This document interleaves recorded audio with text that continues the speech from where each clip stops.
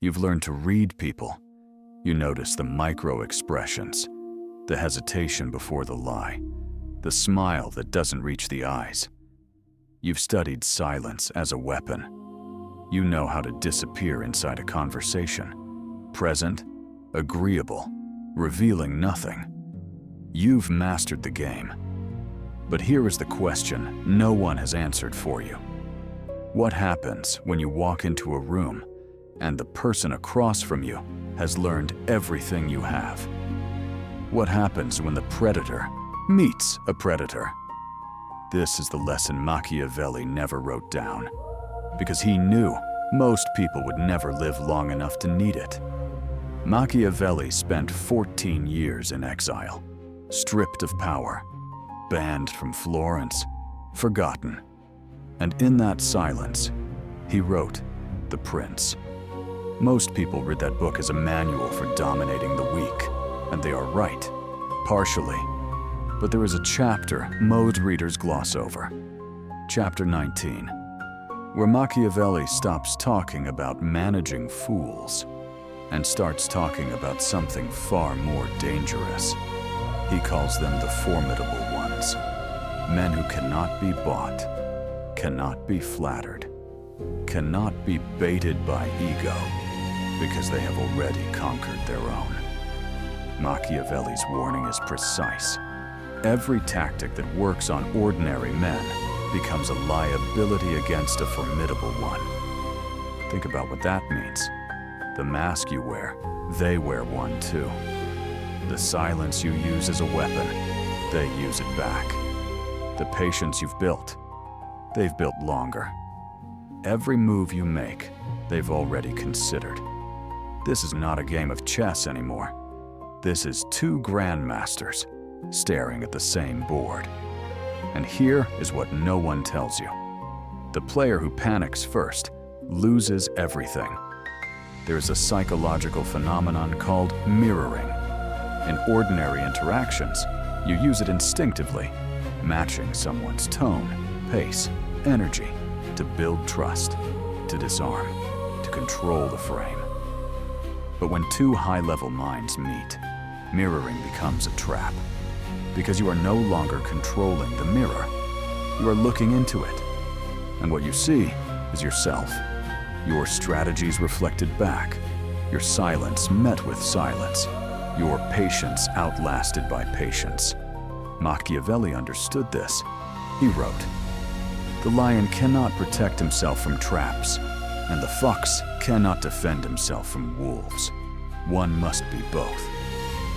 But what he left unwritten is what happens when the fox meets a fox, when the lion meets a lion. The answer is not more strategy. The answer is not a better mask. The Stoics understood what Machiavelli only hinted at. Marcus Aurelius, the most powerful man in the world, wrote this in his private journal, never meant to be read. You have power over your mind, not outside events. Realize this, and you will find strength. Not power over others, power over yourself. Against an equal opponent, self-mastery is the only weapon that cannot be mirrored. Because they can copy your tactics, they cannot copy your interior. So how do you actually survive an encounter with a mind like yours? Machiavelli gives us the framework. The Stoics give us the foundation. Together, 3 rules emerge. Rule 1, stop trying to win. This sounds like weakness. It is the opposite. When 2 formidable minds compete for dominance, the one obsessed with winning telegraphs everything. Every move becomes readable. Every silence becomes a signal. Seneca wrote, "He who is everywhere is nowhere. The predator who needs the kill is already compromised. Drop the need to dominate. Operate from stillness. Let them exhaust themselves trying to read a man who has nothing to prove." Rule 2.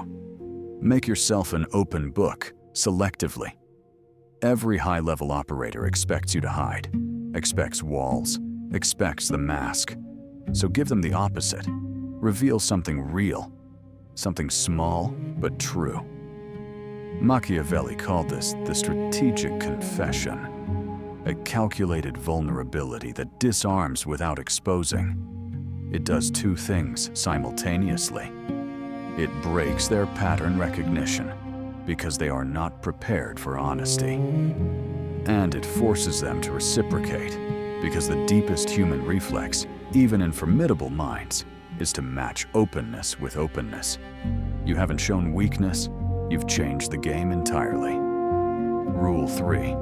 Outlast, don't outmaneuver. Against an equal, brilliance is neutralized. Tactics cancel each other out. What remains is endurance. Marcus Aurelius spent 19 years on the battlefield, not because he was the greatest general Rome ever produced, but because he refused to break. Sima Yi waited 14 years, faking senility, absorbing humiliation, before he made his move and took the empire. The apex predator is not the fastest, it is the one still standing, when every other player has collapsed under the weight of their own ambition. Here is what Machiavelli's most dangerous lesson actually is. It is not about the opponent across from you. It was never about them. Every tactic fails against an equal, except one. Knowing yourself more completely than they know themselves. Your triggers, your blind spots. The ego you haven't fully conquered. The fear underneath the mask. Because the formidable opponent doesn't defeat you with their strategy. They defeat you by finding the version of you that you haven't met yet. Think about what that means.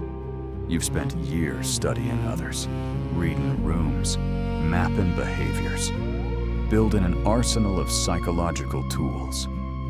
But how many hours have you spent studying yourself with the same ruthlessness? Most people never do, because it is far more comfortable to analyze the enemy outside than to face the enemy within.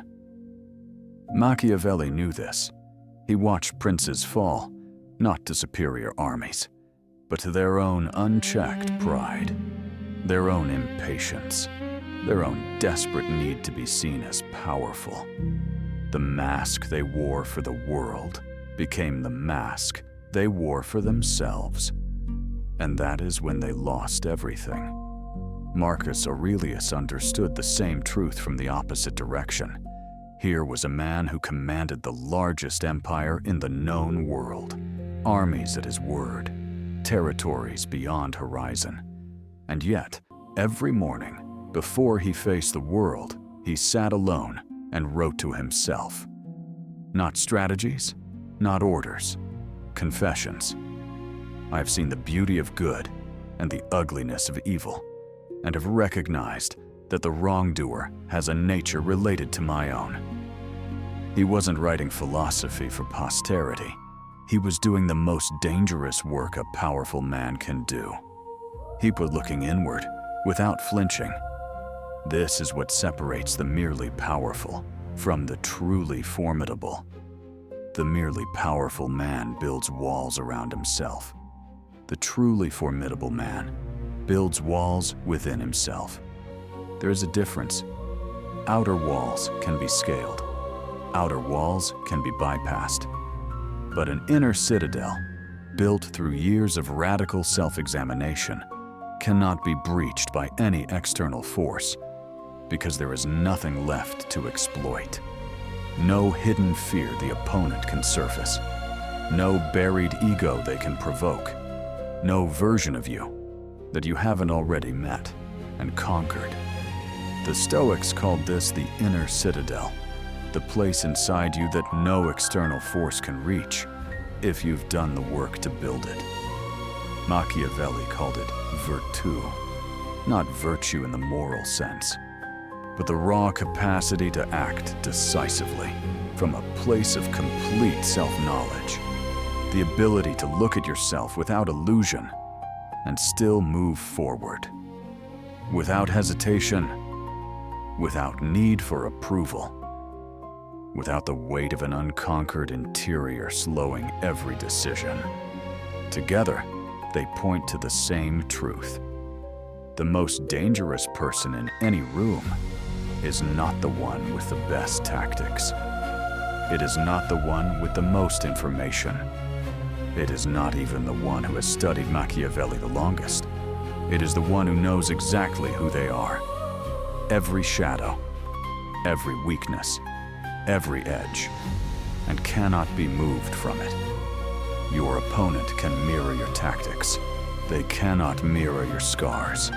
They cannot mirror the work you've done in the dark. They cannot mirror the version of you that has already survived its own destruction. That is where the real advantage lives. Not in the strategies you've learned, in the self you've built. You will meet this person. Maybe you already have. That moment in a negotiation where something felt off. A conversation where every move you made was already expected. A silence that wasn't empty, but full. Full of someone who had done the work you hadn't. And in that moment, you felt it. Not fear exactly. Something colder. The recognition that you were being read. When that happens, and it will happen, most people do one of two things. They escalate. They push harder. They reveal more of themselves trying to regain control. Or they retreat. They decide the game isn't worth playing. Both responses are the same mistake. Both are reactions. And a reaction is a confession. It tells your opponent exactly where the gap is, exactly which wall isn't finished yet. Machiavelli survived 14 years of exile, not by fighting the men who took his power, not by retreating into bitterness, but by going inward and building something they could never take. The Prince wasn't written for princes. It was written by a man who lost everything and chose to understand the game rather than be destroyed by it. That is the real lesson, not the tactics, the decision to go deeper when everything pulls you toward the surface. The next video is called The Empty Throne Room. It begins where this one ends. What happens after the battle is over? When the room is empty. When you've won, and you're alone, with what winning cost you. Machiavelli never wrote about this. The Stoics barely touched it. Because most people never live long enough in their own power to need the answer. But some of you will.